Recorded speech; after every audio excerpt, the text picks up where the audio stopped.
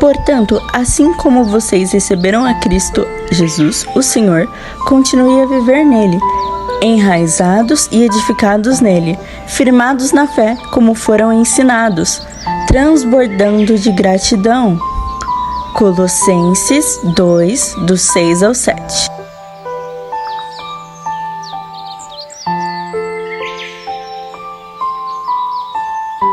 Bom dia!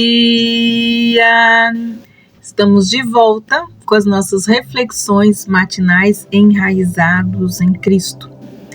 Nós estamos meditando na vida de Davi, o homem segundo o coração de Deus. Nós vamos entrar no capítulo 11 de 2 Samuel e vamos fazer a nossa meditação do versículos 1 até o 10. E nós vamos então dividir essas meditações porque é uma outra parte muito importante da vida de Davi. Hoje nossa meditação se chama A Visão do Terraço.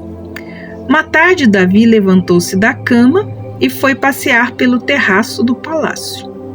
No terraço ele viu uma mulher muito bonita tomando banho e mandou alguém procurar saber quem era ela. E disseram-lhe, é Batseba, a filha de Eliã e mulher de Urias, o Hitita.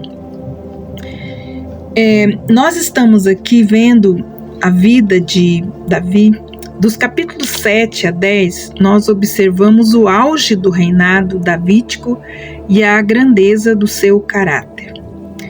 No entanto, a partir de agora, nós vamos ver o outro lado, que é o lado do pecado, o lado da independência, das escolhas que fazemos errado. Davi, ele sofreu uma tremenda queda após alcançar o seu ápice. O contraste entre tais momentos da vida dele chega a ser espantoso. Contrariando o alerta divino, Davi tomou para si ainda mais esposas e passou a obter tudo o que desejava. Nós já falamos a respeito disso nas nossas meditações anteriores. Descobriremos em breve o resultado, então, da sua falta de controle e obediência a um princípio importante que Deus já tinha estabelecido no início. Por muitos capítulos da Bíblia, nós vimos as qualidades de Davi enaltecidas. Agora, em apenas 2 versículos, nós vemos ele caindo de cabeça no poço do pecado. Depois que Anum humilhou os homens enviados para transmitir as condolências de Davi, como nós vimos ontem, o rei amonita percebeu que estava em apuros, então fez uma aliança com os arameus, ou seja, os sírios. Mas no capítulo 10, Joabe, o general de Davi, começou a castigar Anum, derrotando os arameus. Porém, a temporada de guerra acabara e Joabe voltou com o exército a Israel para aguardar a primavera seguinte, quando ele retornaria à investida contra os amonitas. Ouça as primeiras palavras do capítulo 11, fala assim: na primavera, época em que os reis saíam para a guerra, Davi enviou para a batalha Joabe com seus oficiais e todo o exército de Israel. 2 Samuel 11, 1a. O primeiro sinal de problema aparece quando Davi começa a negligenciar as suas obrigações. Você provavelmente conhece a história a seguir, né? Certa tarde, Davi se levantou da cama, foi passear pelo terraço do palácio e de lá avistou uma mulher tomando banho. Então mandou seus mensageiros para saber quem ela era. Estes lhe passaram 2 informações, que deveriam tê-lo feito de desistir daquela mulher imediatamente. Eles disseram que se tratava de Batseba, esposa do heteu Urias, um soldado de Davi. Mesmo assim, este que pediu que a trouxesse. Os 2 então cometeram adultério e ela voltou para casa e posteriormente descobriu então que estava grávida. Poucas coisas apavoraram Davi mais do que esse episódio. Também poderíamos ser pessoas íntegras e de caráter e sem aviso prévio destruir. Muitas vezes, nossos ministérios, nossas famílias, os relacionamentos, os negócios, destruímos a nós mesmos ao satisfazermos a cobiça. A cobiça é o engodo que leva o homem a cair, a perder.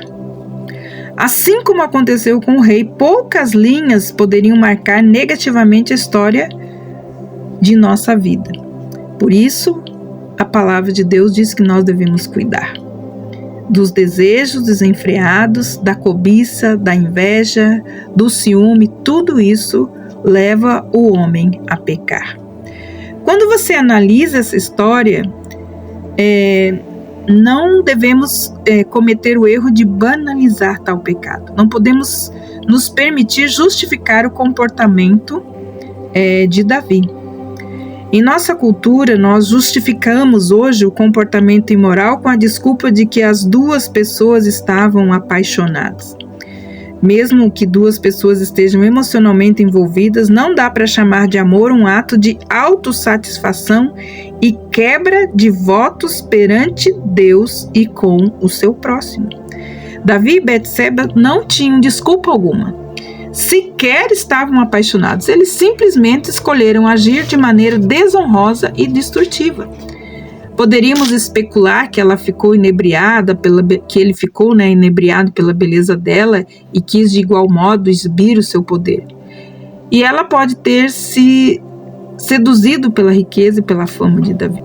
Não podemos empregar, no caso, a empatia que costumamos ter por personagens de romances, de novelas, pois o que lemos aqui é péssimo. Podemos sonhar em poder ter tudo o que queremos, até conhecermos a história de Davi e Betseba. No limite entre o querer e o poder é que devemos ativar a musculatura do domínio próprio para encontrar a proteção. Davi chegara a uma posição onde cada desejo seu era uma ordem. Ele tinha parado de ouvir uma palavra muito importante, aquela sem a qual a integridade não pode ser mantida, que é o não. Provavelmente Davi era como a maioria de nós, ele podia dizer não facilmente para algumas coisas, mas tinha muita dificuldade com isso em relação a outras coisas. A dificuldade era obviamente regulada pela intensidade com que ele queria algo. Em meio a toda a sua integridade em outras áreas de sua vida, Davi tomou mais concubinas ou esposas, como nós vimos em 2 Samuel capítulo 5, versículo 13. Com certeza ele não tinha o domínio próprio em sua vida amorosa. Em Deuteronômio 17:17, como já vimos, Deus afirma claramente a consequência de tomar para si muitas mulheres. O rei não deveria tomar para si muitas mulheres. Se o fizer, desviará então o seu coração. E foi isso que aconteceu com Davi. Assim como o Senhor avisou, o coração de Davi foi desviado. De repente, o homem, segundo o coração de Deus, tinha caído em um abismo sem precedentes. Davi não guardou o seu coração, mas tratou de enganá-lo. Davi tocou no que não lhe pertencia e assim envolveu-se em um grande escândalo. Ele acreditou em seu próprio coração enganoso. Não podemos nos dar ao luxo de considerar o caso entre Davi e Betseba uma raridade. Infelizmente, muitos cristãos permitem que seu coração caia no engano do adultério. A ameaçada instituição do casamento em nossa sociedade, dentro e fora da igreja, convida-nos a confrontar as ações aqui do rei Davi. Suas atitudes podem ensinar-nos não apenas como o adultério pode acontecer, mas também como ele pode ser evitado ou prevenido. De que maneira nós podemos proteger-nos de tentações semelhantes? Nós precisamos considerar algumas áreas em que Davi errou. Hoje nós vamos falar apenas sobre uma delas e amanhã nós vamos dar continuidade então. Uma delas é que ele estava no lugar errado, na hora errada. Repare a primeira frase aqui do versículo 1. Na primavera, a época em que os reis saíam para a guerra. Davi, ele costumava ser um eficiente administrador e comandante. Entretanto, ele havia ficado com poucas responsabilidades e uma certa ociosidade. Davi delegou a Joabe um comando que deveria ser seu. Se todos os reis saíam na primavera para a guerra, por que Davi ficou em casa? Davi deveria estar no comando das suas tropas, assim como os outros reis o faziam. Com certeza ele estava inquieto. Então, aqui em 2 Samuel, capítulo 11, versículo 2, nós lemos: Davi levantou-se da cama. Infelizmente, ele tinha delegado tantas responsabilidades aos outros que se tornou vulnerável ao tédio e à tentação. Amados, que nós possamos refletir. Amanhã nós vamos dar continuidade, então, quais foram as áreas que Davi errou, e isso pode nos ensinar a também não cair no erro, cair na tentação e na cobiça, na tentação. Que o Senhor te abençoe. E até amanhã com as nossas reflexões matinais enraizados em Cristo. Deus te abençoe e até lá.